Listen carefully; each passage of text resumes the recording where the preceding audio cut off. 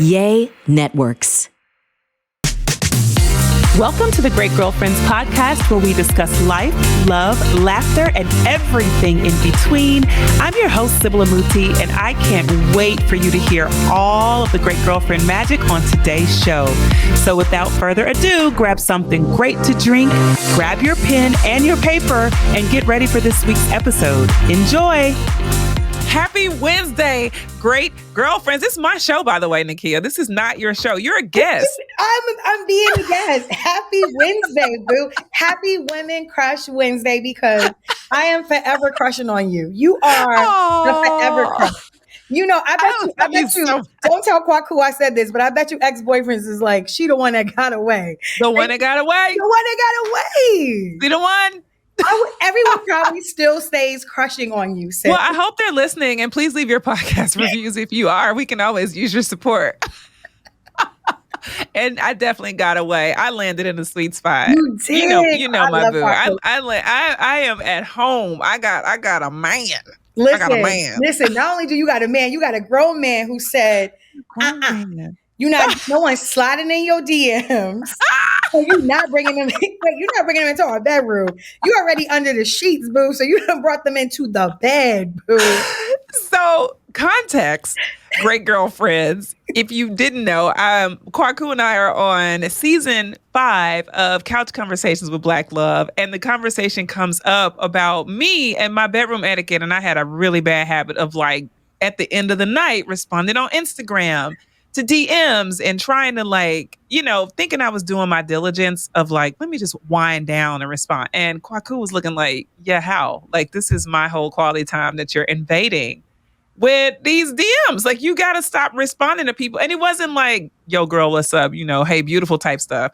It was just like me responding to Great Girlfriend DMs or whatever the case. But I would do it like at 11 at night. And he's looking at me like, how are we going to have quality time? Okay. Wink, wink. Say it. Hungry eyes. No, how we having after dark time? After dark. How we gonna have? But what you didn't also share on that segment is that you also answer calls. I do. I answer calls. I know other people that do. I'm not gonna call them out. I'm gonna let them call themselves out, because I'm like, I know I'm not the only wife that answers calls on this said podcast right now. I know people that answer calls too, because I take their calls and they take mine. I'm just saying. Yeah. So we're doing better though, because husbands don't like that. Husbands don't like that. I just told Roy that we're all in a relationship, boo. Like, this is your sister. When she FaceTimes me or call, it must be important, because it's not like you're calling every day. So I just take the call. Roy is like, I am not brother husband. What we not finna do is be out here and mutually, sharing communal. No. When Roy jumps in that bed, communal conversations. No, we ain't doing that. He don't want that. He doesn't want that. You don't want that. Okay, none of this is what was planned for us to converse about today.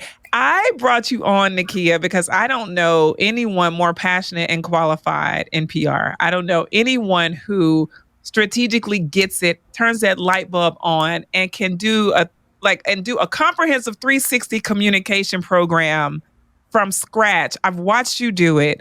I've done it with you over the phone. I've been like, yo, Nikkia, you land this plane quick. Like, this is not even your brain around PR and marketing communications, Marcom, period, is masterful. Thank you. And it's genius. And I love seeing it. And so when you said that you were writing a book about how not just women, anyone, because I always think I'm speaking to just women, but 15% of the Great Girlfriend audience is male. I just want to say that. But when husbands or whomever, shout out to the brothers who were supportive. When you said you were writing a book about, how me, the everyday woman, and any one of our everyday listeners can take control of their public relations on their own, DIY, the hacks that would guide them to the type of PR that every person wants for their business or for their career. I was so excited because I knew we were in good hands. Like Well, I I knew I was knew. in good hands because what the viewers or the listeners don't know is that Kwaku is the one who designed the book. So I was sitting on this That's project true. for some time now. And when I said to you, hey, Sybil, I have this amazing book, but it was actually a thought before it was a book. And then I Yeah. realized that, oh my goodness, I need to put this into a book. And what I love is that Kwaku is not only able to deliver the book, he did it just how I wanted it, meaning that I'm teaching you the tools in the book, but I'm also giving you the worksheet so you can work through it. So this way it's Yeah. that working book, but also so you could go back to your notes as you're growing your business. Maybe there was something you heard maybe it was something you read in the book and you were like, you know what, let me apply this. So Mm-hmm. I thank him for carrying out the vision. So I thank you because, I always get to the root of why something is happening. And that would not have been possible without you. So thank you, sister. Oh, I love you. I love you. Well, listen, there's no designer I trust more. Y'all all know that. Everybody knows. I don't trust. I'm like, Kwaku. And he's looking at me like, You've done it why to do you? me on the decks. Yeah, I'm like, Kwaku has to do this. Like, no. Yeah. None of this other stuff's gonna work. But I'm so honored though, because honestly, when you trust someone with your project, I know how important that is. And it's very intimate. So to see your baby come to life and for it to be so strategic and easy to comprehend, I thought it was important we talk about it on the podcast. But I want to get to the backdrop of it because for those that don't know you, I mean, my bio of you would be very different than what you would want me to say probably because That I'm is like, not true. she's the illest, she's the dopest, she's the best. Like it doesn't have anything that's tangible though. I could give I love tangible, you. I love but you, Sibs. it's all exclamation points. It's like she's just popping. She's amazing, and she's one of the best sisters and people you could ever have in your life and in your corner. And she's just how she does it. I don't know. I don't know how you do it, but I'm very blessed to be a part of your sanctuary of friends Oh, well, I'm and able to do sisters. it. I'm able to do it because of women like you. Oh, I Like love you you. just said it. He was like, she's popping, she's amazing. And I'm sure for all of the entrepreneurs and small business owners out there, you sometimes don't feel like you're popping or that you're amazing. And so I think, when you Yeah. surround yourself with a tribe that understands that and breathes that into you, I mean, that's what keeps you going. So thank you. That's true. I But love besides you. Roy being my number one, fan, harshest critic too. He's like, He "Boo, runs the club. he's like, We wait, just get it together." listen. We're just trying to make sure we hold down our parts. Like Roy is anchoring that whole thing, and we're just all around Roy, just clapping it up. Like yes, I'm we just love glad her. he's not here, Sybil, because he would be like, you and Sybil are not taking this serious right now. This is Oh, an tell him we interview. are.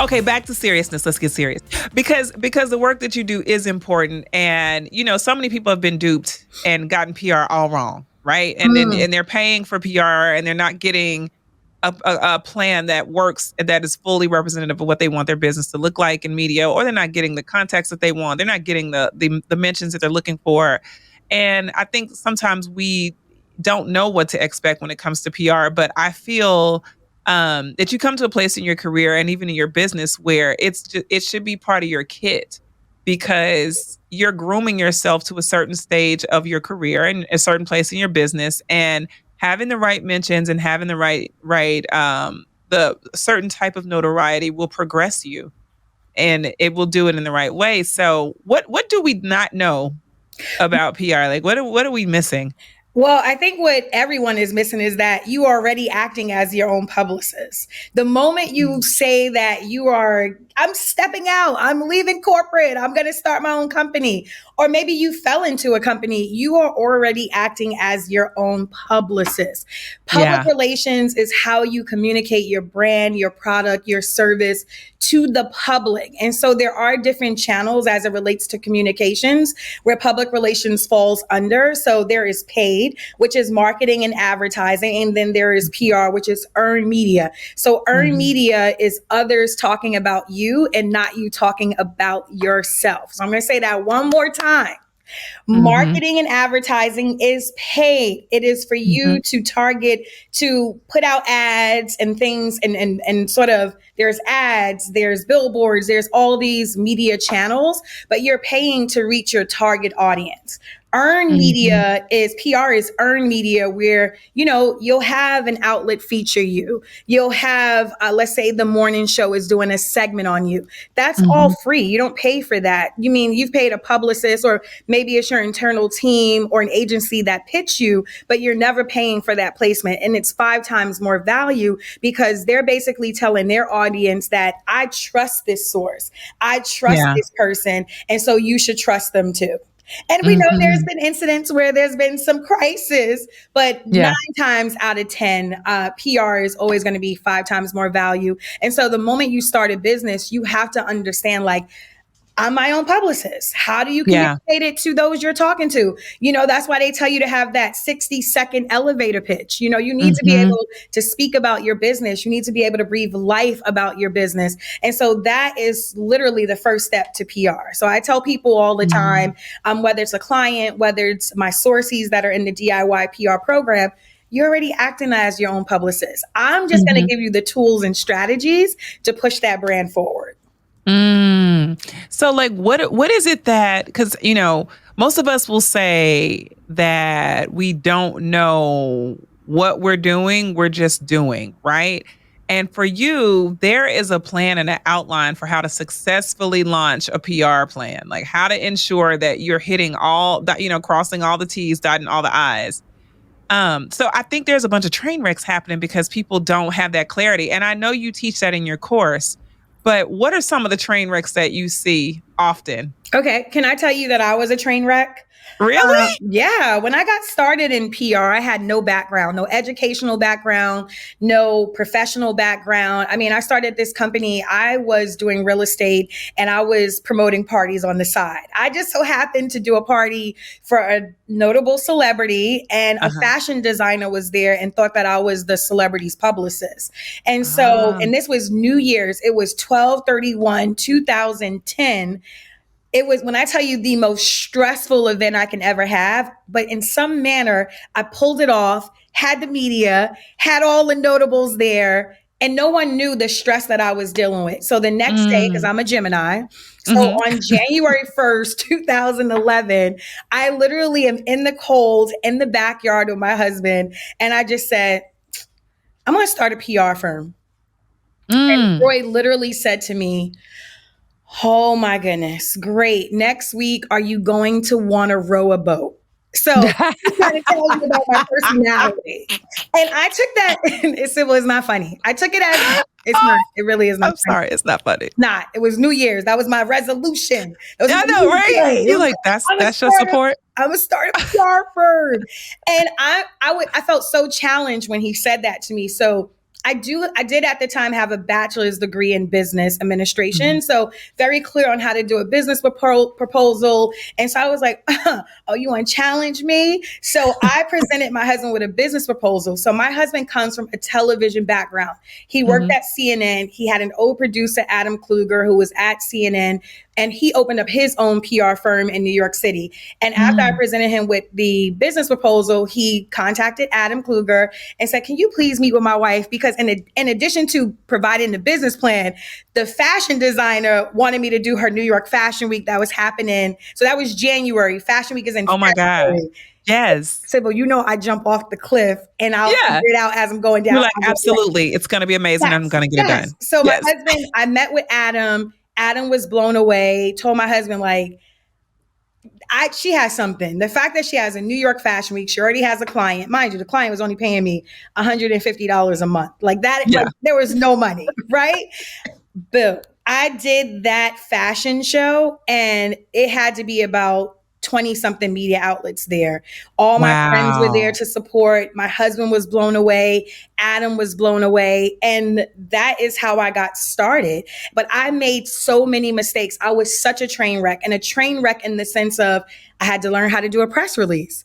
My first press release I now had to send it to media. So Adam gave me a list, and I will never forget this. Brie LaFranc, if y'all know who you know, Bree created that. Bree gave me my first media list. And she says it to this day. She said, girl, you flipped it into so many things. So my first media list came from Bree, who I also mentioned in the book.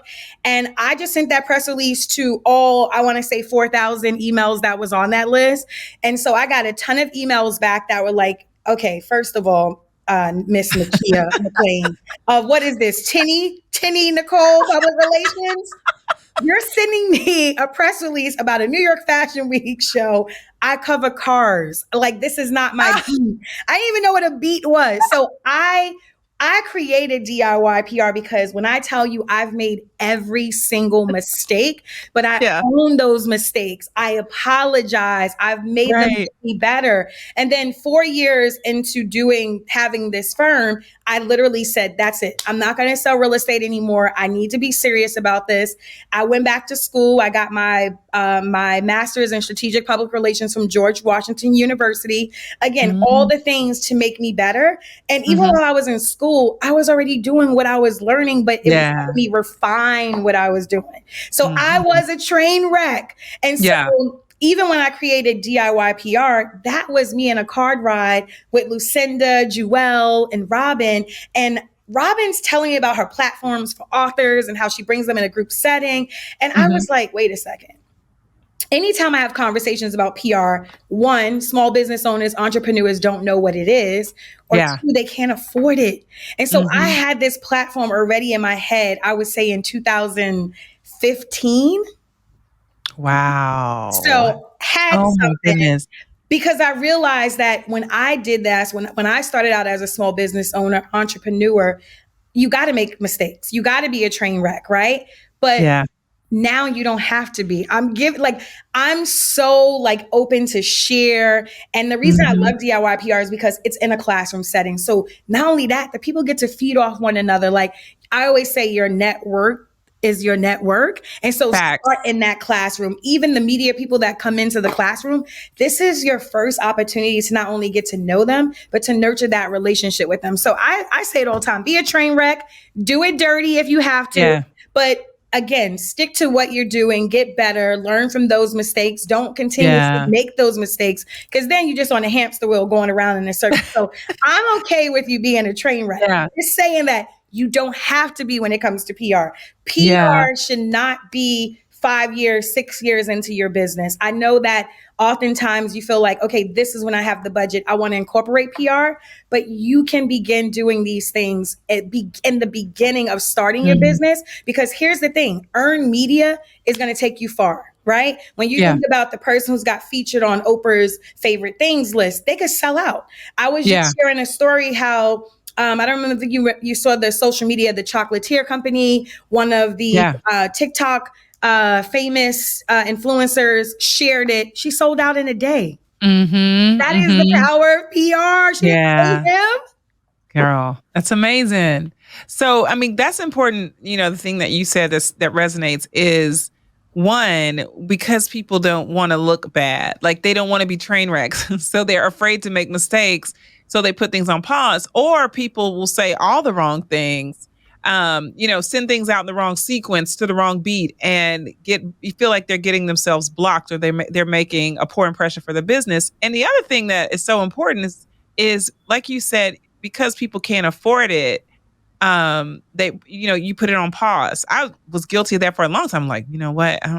This is not a line item I want to add right now at $5,000 a month or even more, depending on the firm that you're calling on. And so I feel like, there are people out there who don't understand that certain parts of our skill sets are transferable and that a learner can learn, right? I can learn if I'm a student, and if I make myself a student to life, then I'm open to the idea that I don't have to be a PR professional to learn how to do the things that you're teaching. Is that a safe assumption? That's not only a safe assumption. I wanted to say that you said something that I wanted to touch on.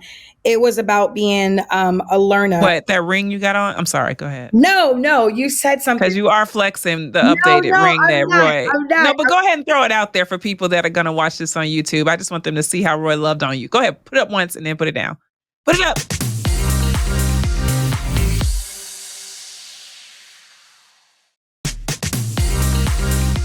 Okay. You Okay. said in terms of cost, right? Like, Yeah. I understood the pain point that small business owners and entrepreneurs have. Like, that's the whole purpose of Yeah. DIY PR. It's the same thing when it comes to public relations for your business.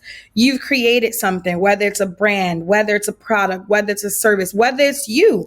We have the Great Girlfriends podcast. You have Sybil, who is leading the Great Girlfriends, which is a brand. And you know why, Sybil? You understood the pain point of women not having great girlfriends. And so I understood that pain point. And so I was like, wait a second. We know that if we want to evolve and we want to constantly be in business, you have to be in service to others. And small business owners, entrepreneurs, they're happening every single day. And if they're, and guess what? You're not learning this when you go to school for PR. I am giving you in this class key strategies. One, what's your brand statement? And it's not, don't not tell me your About Us page, right? Because that is not your brand statement.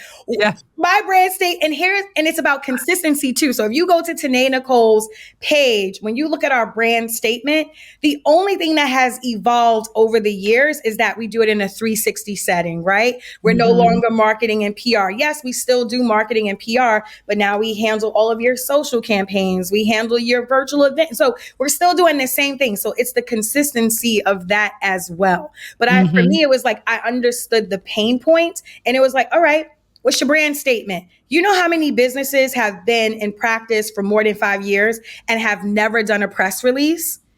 And it's like, okay, do you know that there's an actual tool that you don't have to chase the media? You can bring them to you. Here's a case. So Kathleen Trigg Jones, there was a farmer, I forgot where he was located. I want to say Georgia. It was a few years ago. They were trying to remove him from his land. Kathleen was like, I need a press release, Nikki. I said, I got you. We put it across the wire. I did not do a huge PR news wire. I did a regular small wire, it was a little budget. Do you know over 10 outlets reached out? You know, that man was able to save his property. That is the power of PR. Jeez, that's amazing. And okay. So there's like, again, that is something that should be in your business model. You know how you like, oh, I need marketing. How many people are paying for Facebook ads? That is still a cost for you. Even if you do a Facebook ad, let's say $50 for the month. You could put a press release across the wire for $39 a month, for $99 a month, and it reaches over 200,000 outlets. And here's the snazzy thing about that.